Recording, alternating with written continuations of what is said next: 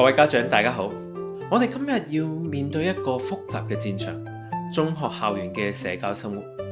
對於我哋 SEN 嘅仔女，尤其 ASD 或者 ADHD 嘅學生，因為佢哋有時比較難去聽眉頭眼額，理解社交嘅潛規則，所以好容易俾同學排擠，甚至會成為欺凌嘅對象。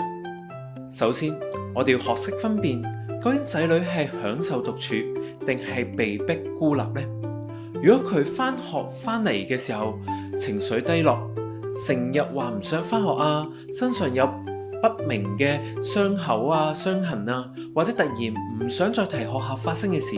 呢啲都可能係我哋要留意嘅警號。特別要警惕嘅係隱性嘅欺凌，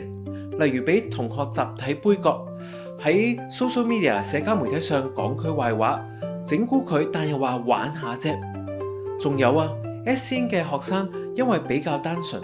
可能亦都係網上欺騙啊，或者可能係點數黨啊呢啲嘅高危目標，所以我哋要多啲同仔女去傾下網上交友嘅風險，提醒佢哋唔好隨便去透露個人資料，或者去俾錢任何人。咁我哋可以點樣喺屋企幫助到佢哋呢？其中一個好好嘅方法就係社交情景演練啦。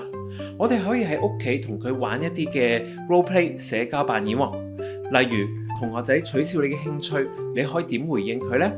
或者如果有人喺 WhatsApp group 講你壞話，你應該點樣處理？係咪要即刻還擊啊？點樣先可以有禮貌但係堅定咁樣拒絕人哋唔合理嘅要求呢？通過呢啲嘅演練，我哋可以教識我哋嘅仔女去學識保護自己嘅界線，同埋當遇到困難嘅時候，應該同邊個求助？例如揾老師啊、社工啊，甚或係翻嚟同家長大家去傾傾。最後，雞蛋我哋成日都話唔好擺埋喺同一個籃，要分散投資。如果我哋仔女喺學校嘅社交圈唔係好理想，我哋可以鼓勵佢哋喺學校之外建立第二嘅社交圈，例如去鼓勵佢哋參加一啲有興趣嘅活動，好似參加教會啊、制服團體、童軍、基督少年軍等等、模型會、畫班等等。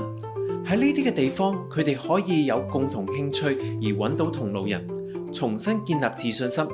當佢哋喺其他嘅地方揾到肯定，就冇咁介意喺學校遇到嘅挫折啦。我哋保護仔女免受傷害，係我哋作為家長嘅天職，而教識佢哋點樣去保護自己，先係長遠之產。